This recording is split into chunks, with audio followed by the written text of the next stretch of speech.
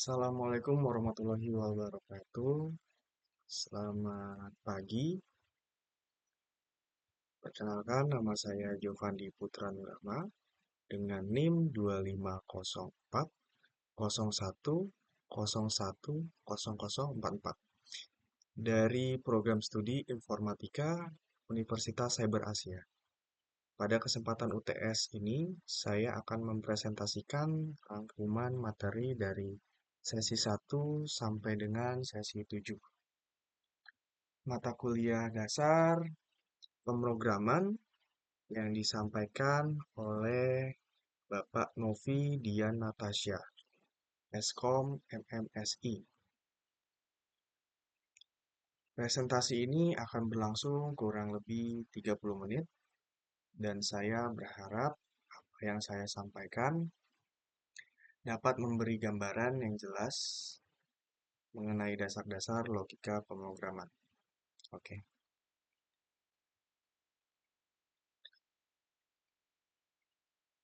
Tujuan presentasi. Tujuan dari presentasi ini adalah untuk satu, mereview kembali materi fundamental yang sudah kita pelajari mulai dari sesi 1 hingga sesi 7. Memahami hubungan antara konsep algoritma, flowchart, pseudocode, variabel, dan operator. 3. Melihat contoh implementasi dari setiap konsep, sehingga tidak hanya memahami teori, tetapi juga melihat penerapannya secara nyata. Keseluruhan materi ini jadi fondasi penting sebelum kita memasuki bahasa pemrograman yang sesungguhnya. Materi pendahuluan. Pada sesi pertama, kita belajar tentang apa itu pemrograman dan mengapa pemrograman itu sangatlah penting.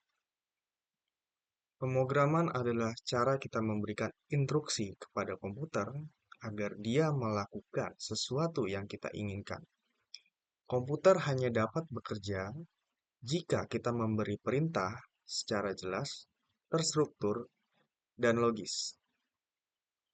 Dari semua pemrograman komputer adalah model sederhana yang disebut IPO, di mana I adalah input, apa yang diterima komputer, P adalah proses, bagaimana data diolah, dan O adalah output, hasil akhir yang ditampilkan.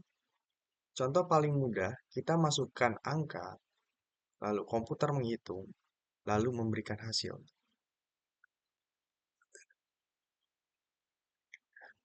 Algoritma. Masuk ke sesi kedua, kita mempelajari algoritma. Algoritma adalah serangkaian langkah-langkah logis untuk menyelesaikan sebuah masalah. Setiap algoritma harus jelas, terbatas, tidak ambigu, punya input dan output yang jelas. Contoh implementasinya. Misalkan, kita menghitung nilai X dari persamaan A dikali X ditambah B sama dengan C. Maka, langkah-langkah algoritmanya adalah yang pertama, terima input A, B, dan C. A, B, dan C. Cek apakah A bernilai 0 atau tidak. Jika A tidak sama dengan 0, maka X sama dengan C dikurang B, di mana didahulukan dalam kurung C dikurang B dahulu, lalu dibagi A. Jika A sama dengan 0, maka hasilnya tidak terdefinisi. Lalu, akhir, tampilkan hasil. Inilah cara kita memecah masalah matematis menjadi logika yang dipahami komputer.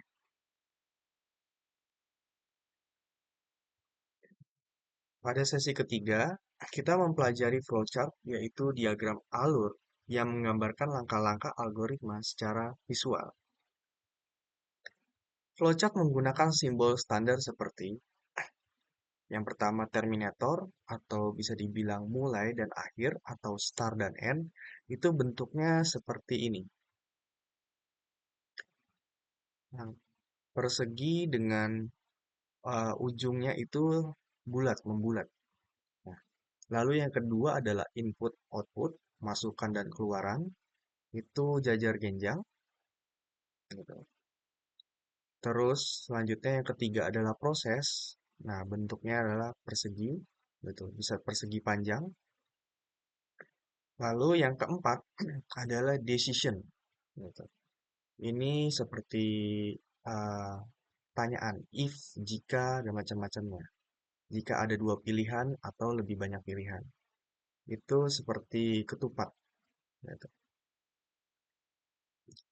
atau wajik. Nah, lalu ada arah panah. Bisa panah kanan, kiri, bawah, atas, atau dua arah panah saling berhadapan. Nah, flowchart sangat membantu karena memberi gambar visual mengenai bagaimana suatu proses berjalan. Contoh implementasinya, menghitung luas persegi panjang.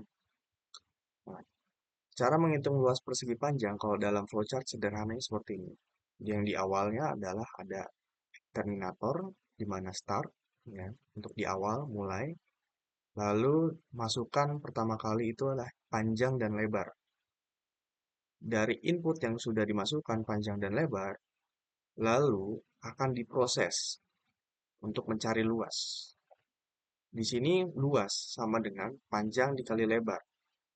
Setelah diproses, akan keluar hasilnya yaitu luas. Setelah keluar, lalu end, program berhenti. Dengan flowchart, kita bisa melihat alur logika program tanpa membaca banyak teks. Oke. Nah, di sesi keempat, kita belajar pseudocode. Pseudocode merupakan jembatan antara flowchart dan bahasa pemrograman. Tujuan pseudocode adalah menuliskan logika program dalam bentuk yang mudah dibaca manusia, namun tetap mengikuti struktur program. Aturannya, yang pertama, gunakan satu statement per baris. Lalu, yang kedua, keyword dituliskan kapital seperti get, let, if, else, lalu while. Ketiga, gunakan indentasi. Keempat, tutup blok dengan and if atau and while.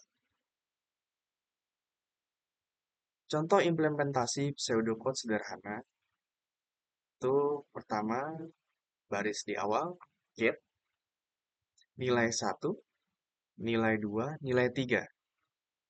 Let, baris kedua, rata sama dengan buka kurung, nilai 1 ditambah nilai 2 ditambah nilai 3 tutup kurung, dibagi atau slash 3. Nah, baris ketiga, if atau jika rata nilai lebih dari 60, then atau maka print kata lulus. Jika tidak, else, misalnya di bawah 60, nilai di bawah 60, maka print kata remedial. Dan diakhiri dengan and if. Gitu. Karena di sini menggunakan if. Dari pseudocode ini, kita sudah membayangkan bagaimana bentuk kode program sebenarnya. Lalu, variabel dan tipe data. Di sesi kelima, kita belajar tentang variabel, konstanta, dan tipe data. Variabel adalah tempat penyimpanan data di memori komputer. Nilainya bisa berubah-ubah sesuai proses. Konstanta, nilainya tetap, yang tidak berubah-ubah. Nah, tipe data menentukan jenis nilai yang dapat disimpan. Seperti num, yaitu angka, string, yaitu teks, dan boolean, ini logika, benar atau salah, true or false.